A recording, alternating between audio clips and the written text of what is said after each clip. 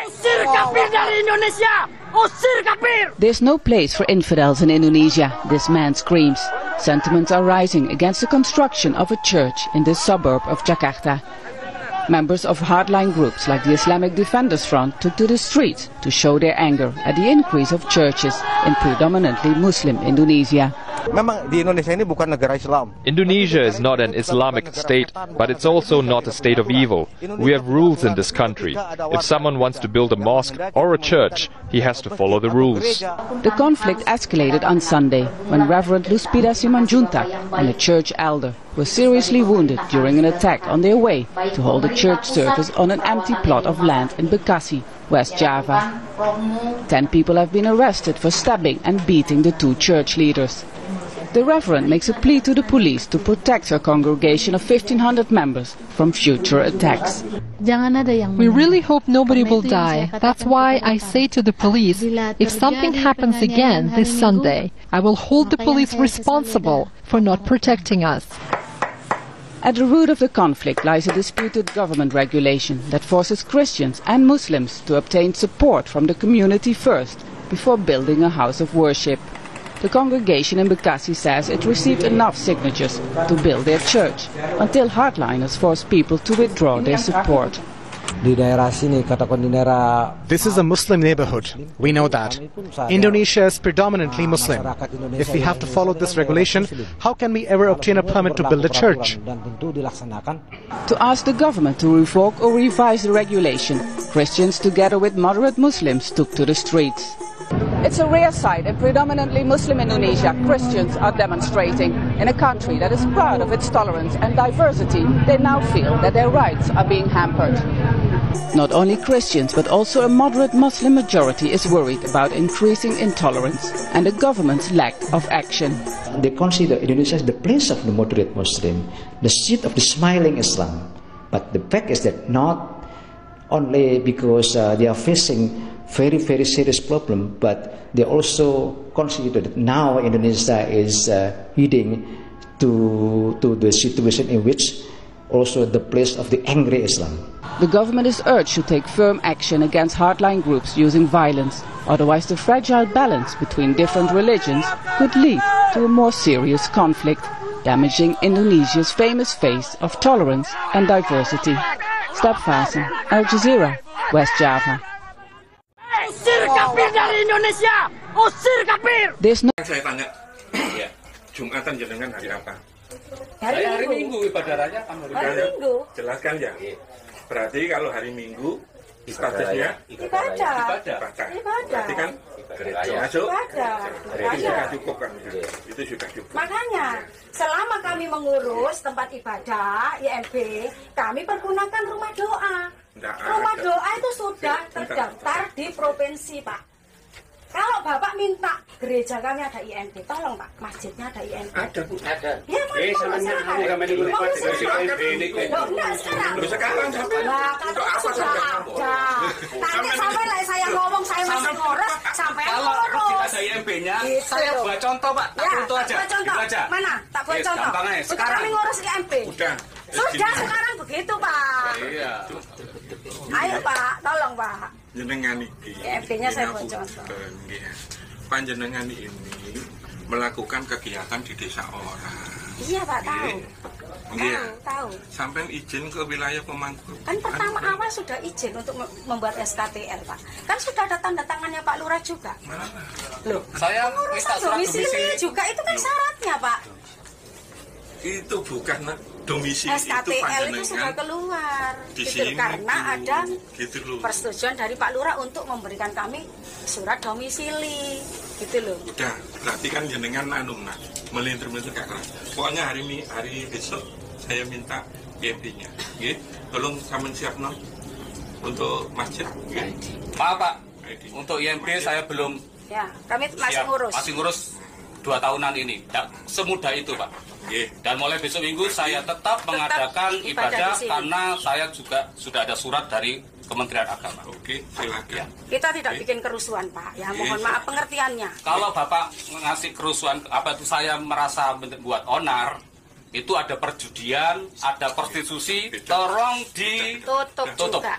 Nggak berani kan Di Pak? depannya balai desa ada prostitusi. Ya. Tolong ditutup.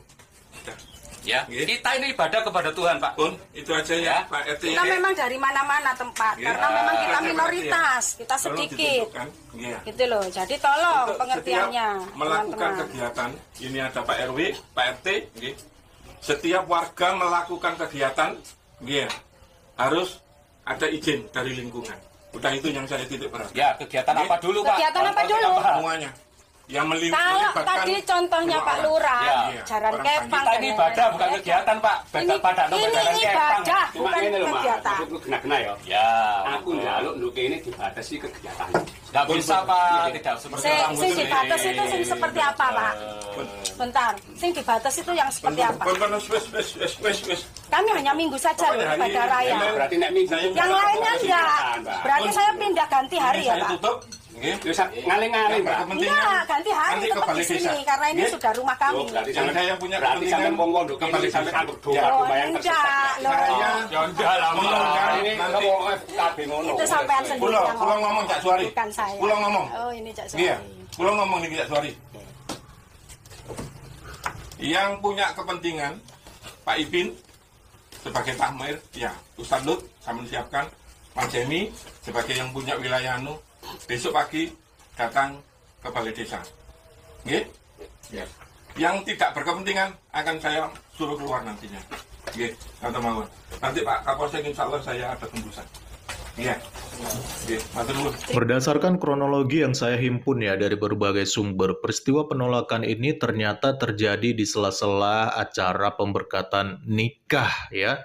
Jadi kepala desa bersama dengan beberapa orang, mereka menghentikan prosesi ibadah pemberkatan lalu memanggil pendeta dan kemudian terjadilah perdebatan seperti dalam video tadi.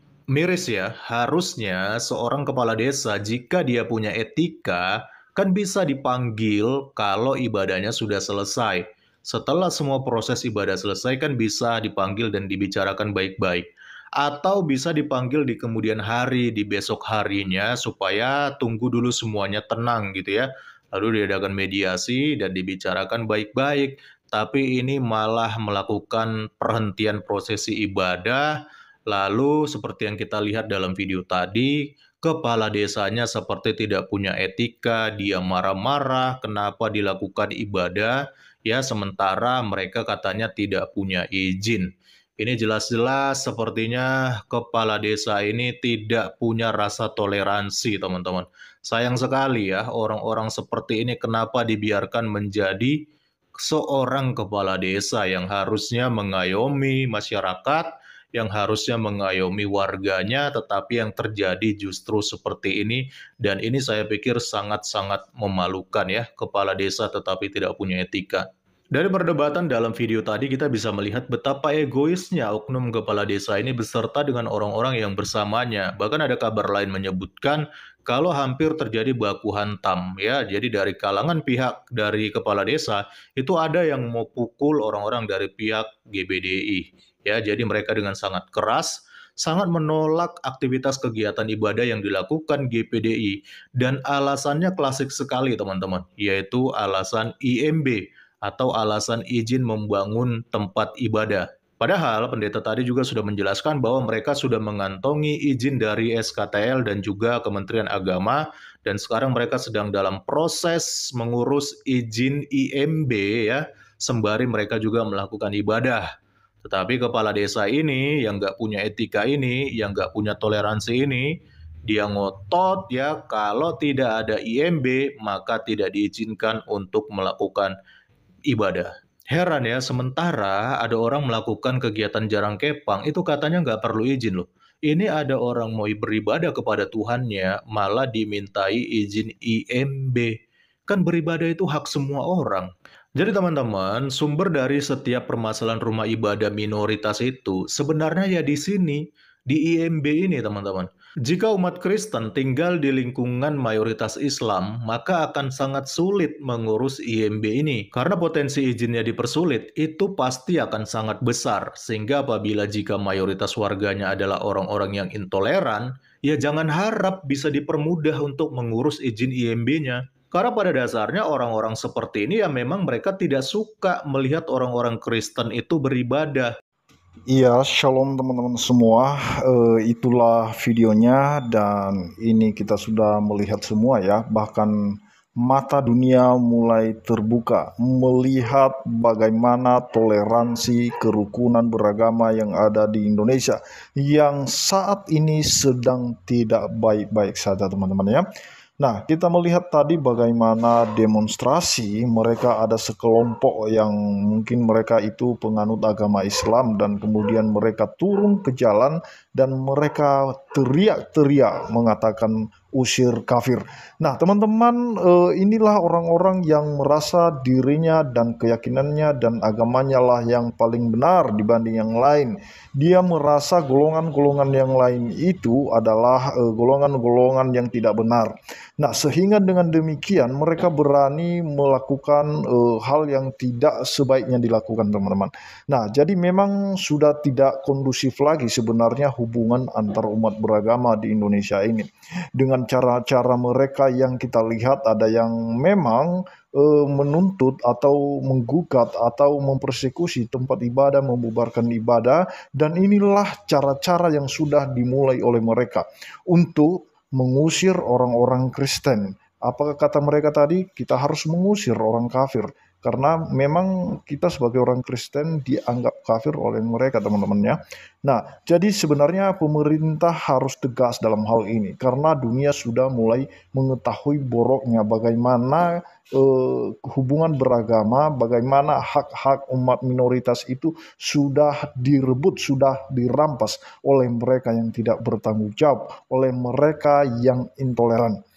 Nah, teman-teman, sebaiknya harus tegas pemimpin negara kita ini untuk memberikan kebebasan kepada minoritas, memberikan haknya sebagaimana yang tertulis, bagaimana yang tertuang dalam undang-undang yang dimana hak setiap kita untuk beribadah itu sudah dilindungi oleh undang-undang. Lalu kalau itu tidak diterapkan di negeri kita ini, lalu bagaimana dengan undang-undang yang sudah ada hukumnya? Nah, apakah itu tidak berlaku atau tidak relevan sampai saat ini sehingga masih banyak umat minoritas yang mengalami diskriminasi, yang tempat ibadahnya itu masih dipersekusi, yang ibadahnya masih dibubarkan, dan itu dilakukan oleh pejabat-pejabat itu yang ada di daerah itu, khususnya seperti RT. Dan kita lihat bukan hanya satu RT, satu oknum RT yang melakukan hal itu. Bahkan ada beberapa kasus RT yang membubarkan ibadah kaum minoritas. Nah, teman-teman, pemerintah dalam hal ini harusnya tegas.